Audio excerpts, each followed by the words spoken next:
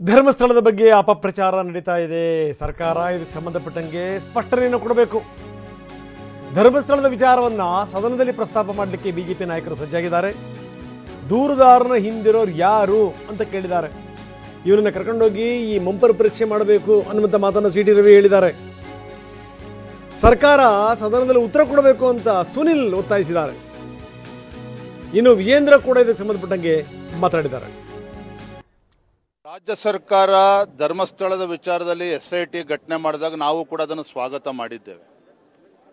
ಏನು ಅನೇಕ ಅನುಮಾನಗಳಿಗೆ ಎಡೆ ಮಾಡಿಕೊಟ್ಟಿರ್ತಕ್ಕಂಥ ಘಟನೆ ಸೂಕ್ತ ರೀತಿಯಲ್ಲಿ ತನಿಖೆ ಆಗಬೇಕು, ಪಾರದರ್ಶಕವಾಗಿ ತನಿಖೆ ಆಗಬೇಕು ಅನ್ನೋ ಅಪೇಕ್ಷೆ ಭಾರತೀಯ ಜನತಾ ಪಾರ್ಟಿ ಅಷ್ಟೇ ಅಲ್ಲ, ನಾಡಿನ ಜನತೆಯದು ಕೂಡ ಅದೇ ಇರ್ತಕ್ಕಂಥದ್ದು. ಆದರೆ ನೋಡ್ತಾ ನೋಡ್ತಾ ನೋಡ್ತಾ ಇಡೀ ಎಲ್ಲ ಕಡೆ ಗುಂಡಿ ತೋಡ್ಕೊಂಡು ಹೋಗ್ತಾ ಇದ್ದಾರೆ ಹೊರತು ಅವರಿಗೆ ಉತ್ತರ ಸಿಗ್ತಾ ಇಲ್ಲ. ಹಾಗಂತೇಳಿ ಈಗ ಕೆಲವು ಸಮಾಜಘಾತುಕ ಶಕ್ತಿಗಳು ಅಲ್ಲಿ ಆ ಜನರ ಭಾವನೆಗೆ, ಧಾರ್ಮಿಕ ಶ್ರದ್ಧೆಗೆ ಧಕ್ಕೆ ತರ್ತಕ್ಕಂಥ ನಿಟ್ಟಿನಲ್ಲಿ ಕೆಲವು ಷಡ್ಯಂತ್ರಗಳು ಕೂಡ ನಡೀತಾ ಇದೆ ಅಂತೇಳಿ ಚರ್ಚೆ ನಡೀತಾ ಇದೆ. ಹಾಗಾಗಿ ನಾವು ಈ ಸದನದಲ್ಲಿ ಮಾನ್ಯ ಮುಖ್ಯಮಂತ್ರಿಗಳಿಂದ ಒಂದು ಸ್ಪಷ್ಟ ಉತ್ತರವನ್ನು ಕೂಡ ನಾವು ಪಡಿಬೇಕಾಗಿದೆ. ಆ ನಿಟ್ಟಿನಲ್ಲಿ ನಾವು ಕೂಡ ಚರ್ಚೆ ಮಾಡಿದ್ದೇವೆ. ಸದನದಲ್ಲೂ ಪ್ರಸ್ತಾಪ ಮಾಡ್ತೀವಿ. ಯಾಕೆ ಅಂದರೆ ಕೋಟ್ಯಾಂತರ ಜನರ ಭಕ್ತಿ ಮತ್ತು ಶ್ರದ್ಧೆಯ ಸ್ಥಾನ ಧರ್ಮಸ್ಥಳ. ಅದಕ್ಕೆ ಘಾಸಿ ಮಾಡುವ ಅಧಿಕಾರ ಯಾರಿಗೂ ಕೊಟ್ಟಿಲ್ಲ. ಕಪೋಲಕಲ್ಪಿತ ವರದಿಯನ್ನು ಇಟ್ಕೊಂಡು ಸುಳ್ಳು ಸುಳ್ಳು ಸುದ್ದಿಯನ್ನು ಪ್ರಚಾರ ಮಾಡುವ ಅಧಿಕಾರ ಯಾರಿಗೂ ಕೊಟ್ಟಿಲ್ಲ. ಹಾಗಾಗಿ ಈಗೇನು ಯೂಟ್ಯೂಬರ್ ಮೇಲೆ ಸರ್ಕಾರ ಏನು ಆ್ಯಕ್ಷನ್ ತೊಗೊಂಡಿದೆ?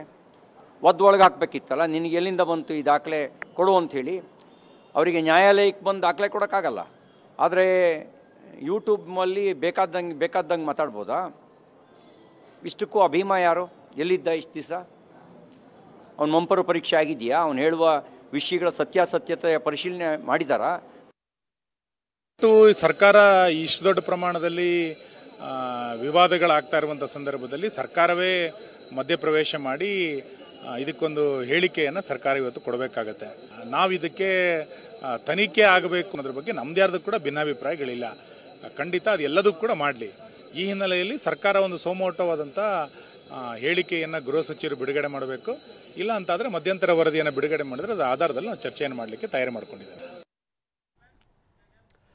ಇನ್ನು ಕಾಂಗ್ರೆಸ್ ನಾಯಕರಿಗೆ ಈ ಪ್ರಶ್ನೆಯನ್ನು ಕೇಳಲಾಯಿತು. ಕಾಂಗ್ರೆಸ್ ನಾಯಕರು ಕೂಡ ಉತ್ತರ ಕೊಟ್ಟಿದ್ದಾರೆ. ಅದರಲ್ಲೂ ಗೃಹ ಸಚಿವರು ಕೊಟ್ಟಂಥ ಉತ್ತರ, ಗೃಹ ಸಚಿವರು ಆರಂಭದಿಂದಲೂ ಹೇಳ್ತಾ ಇದ್ದಾರೆ, ನೋಡಿ ತನಿಖೆ ಆಗ್ತಾ ಇದೆ, ತನಿಖೆ ಆಗೋ ತನಕ ನಾವೇನನ್ನೂ ಕೂಡ ಮಾತಾಡಲ್ಲ ಅನ್ನುವಂಥ ಮಾತನ್ನು ಅವರು ಹೇಳಿದ್ದಾರೆ. ಇನ್ನು ಜೊತೆಗೆ ರಾಮಲಿಂಗಾರೆಡ್ಡಿ ಕೂಡ ಇದಕ್ಕೆ ಸಂಬಂಧಪಟ್ಟಂಗೆ ಮಾತಾಡಿದ್ದಾರೆ. ಅವ್ರಿಗೆ ಪೊಲೀಸ್ ಸ್ಟೇಷನ್ನು, ಯಾಕೆಂದರೆ ಪದೇ ಪದೇ ಪೊಲೀಸ್ ಸ್ಟೇಷನ್ಗೆ ಹೋಗಿ ಅಲ್ಲಿ ರಿಜಿಸ್ಟರ್ ಮಾಡಿ ಅಂತ ಹೇಳೋ ಬದಲು ಅವರಿಗೆ ಒಂದು ಪೊಲೀಸ್ ಸ್ಟೇಷನ್ ಅಂತೇಳಿ ಅವರಿಗೆ ಅಧಿಕಾರ ಕೊಟ್ಟಿದ್ದೀವಿ. ಯಾರಾದರೂ ಇದ್ದರೆ ಅಲ್ಲಿಗೆ ಅವ್ರಿಗೆ ಕೊಡ್ಬೋದು, ಅದನ್ನು ರಿಜಿಸ್ಟರ್ ಮಾಡ್ಕೊಳ್ತಾರೆ. ಬಹಳಷ್ಟು ಹೇಳಿಕೆಗಳನ್ನ ನಾನು ಕೂಡ ಗಮನಿಸಿದ್ದೇನೆ.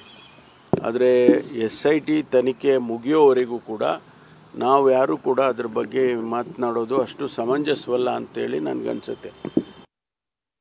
ನಮ್ಮ ಸರ್ಕಾರ ಯಾವತ್ತೂ ಅತ್ಯಂತ ಪಾರದರ್ಶಕವಾಗಿದೆ. ತನಿಖೆ ಆಗ್ತಾ ಇದೆ, SIT ತನಿಖೆ ಆಗ್ತಾ ಇದೆ, ದಕ್ಷ ಅಧಿಕಾರಿಗಳು ಅಲ್ಲಿ ತನಿಖೆ ಮಾಡ್ತಾ ಇದ್ದಾರೆ. ಈ ಸಂದರ್ಭದಲ್ಲಿ ನಾವು ಏನಾದರೂ ಮಾತಾಡಿದ್ರೆ ಅದು ಸೂಕ್ತ ಅಲ್ಲ ಅಂತ ನಾನು ಅಭಿಪ್ರಾಯ.